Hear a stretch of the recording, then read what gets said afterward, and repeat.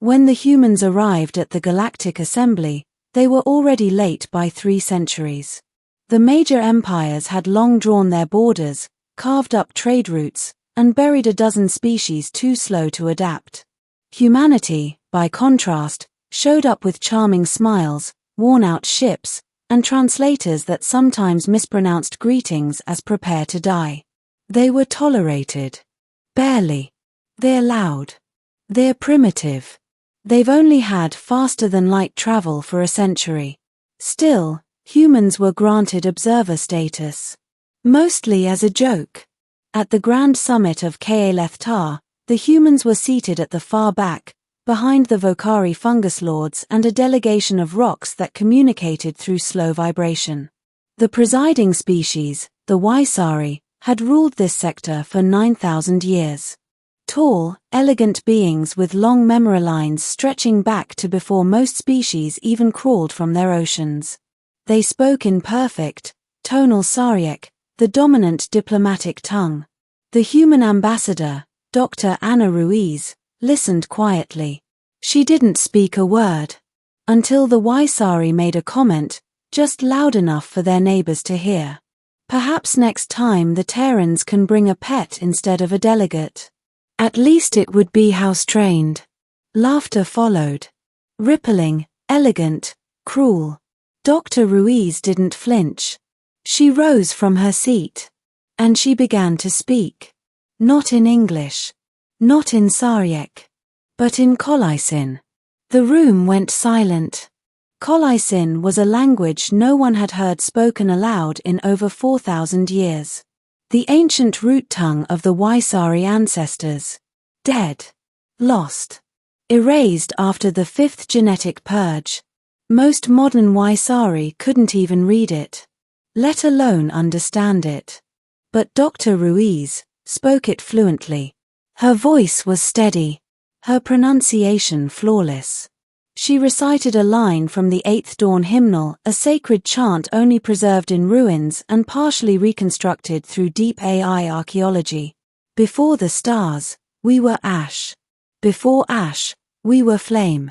And in the flame, we remembered. The Waisari high speaker dropped his chalice. How, he rasped. How do you know that tongue? Dr. Ruiz smiled. We studied, she said.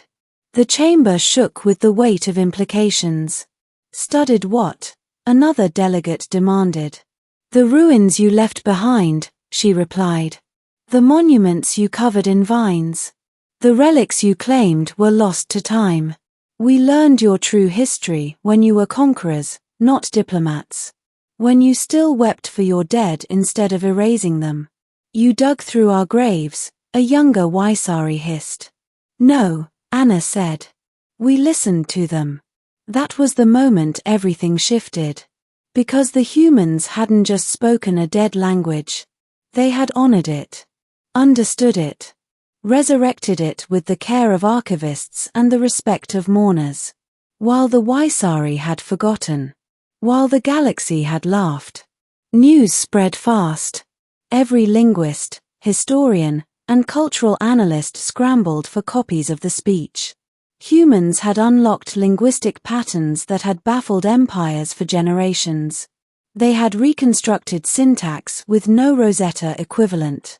They'd done it not with advanced AI, but with curiosity, with grit, with hundreds of human volunteers poring over ancient texts by hand, line by line, refusing to let history die. That day, the human delegation was moved from the back row to the center. Invited to speak again. Not as observers, but as witnesses to history. Guardians of forgotten truths.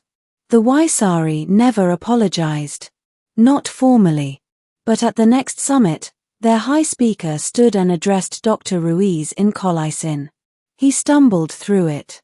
Mangled the tones. Misplaced emphasis. But the gesture was clear. She bowed in return and replied, gently correcting his grammar. The room erupted in respectful applause. From that point on, humans were no longer seen as simple or uncultured. They were seen as dangerous. Not because of their weapons, but because of their memory. Because they didn't just walk into the galaxy. They brought its past with them.